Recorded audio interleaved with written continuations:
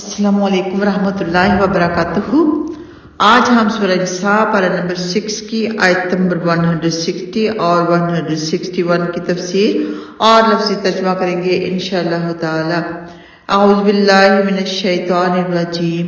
بسم اللہ الرحمن الرحیم۔ وَبِظُلْمٍ مِّنَ الَّذِينَ هَادُوا حَرَّمْنَا عَلَيْهِمْ طَيِّبَاتٍ أُحِلَّتْ لَهُمْ وَبِصَدِّهِمْ عَن سَبِيلِ اللَّهِ كَثِيرًا وَأَخْذِهِمُ الرِّبَا وَقَدْ نُهُوا عَنْهُ وَأَكْلِهِمْ أَمْوَالَ النَّاسِ بِالْبَاطِلِ وَأَعْتَدْنَا لِلْكَافِرِينَ مِنْهُمْ عَذَابًا أَلِيمًا۔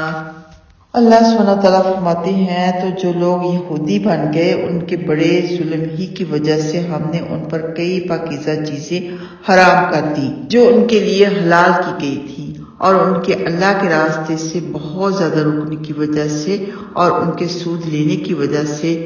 حالانکہ یقیناً انہیں اس سے منع کیا گیا تھا، اور ان کے لوگوں کے اموال باطل طریقے کے ساتھ کھانے کی وجہ سے،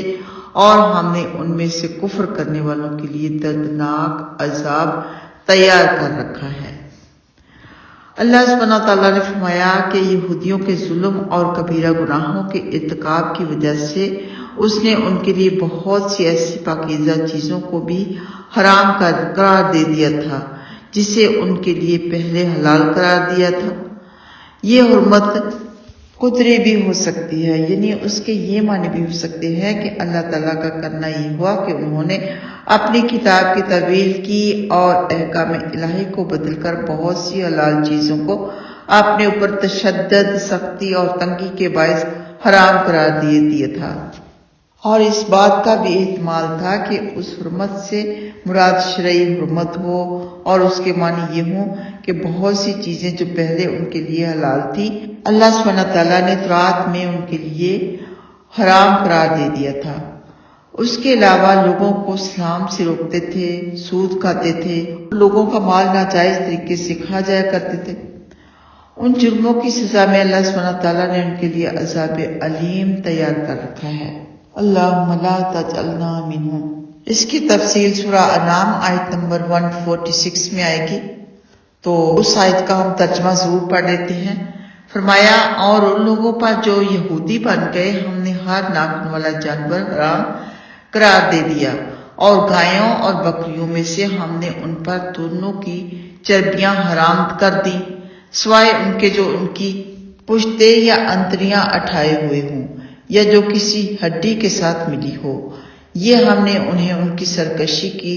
سزا دی، اور بلا شبہ ہم یقیناً سچے ہیں۔ کچھ چیزیں اللہ سبحانہ تعالیٰ نے ان پر ان کی سرکشی کی وجہ سے، نافرمانیوں کی وجہ سے، ظلم کی وجہ سے حرام کر دی تھی، یا اس لیے بھی کہ تورات میں انہوں نے اپنی مرضی سے کچھ باتیں ریموو کر دی، کچھ باتیں ایڈ کر دی، تو اللہ سبحانہ تعالیٰ کی ان پر ناراضگی ہوئی۔ اس وجہ سے اللہ سبحانہ تعالیٰ نے ان پر ایسی چیزیں حرام کر دی جو کہ ہو سکتا ہے پہلے ان پر حلال ہوں۔ آئیے آتے ہیں لفظی ترجمہ کی طرف۔ وَبِظُلْمٍ، تو ظلم کی وجہ سے، من الذین، ان لوگوں کی طرف سے جو ہادو، سب یہودی ہوئے، حرمنا، ہم نے حرام کر دی، علیہم، ان پر، طیبات، پاکیزہ چیزیں، احلت، جو حلال کی گئی تھی، لہم، ان پر، اور بصدہم، ان کے روکنے کی وجہ سے، عن سبیل اللہ، اللہ کی راہ سے، کثیرا، کثرت سے، اور اخذہم، ان کے لینے کی وجہ سے، اور ربا، سود، تو وجہ سے ہم نے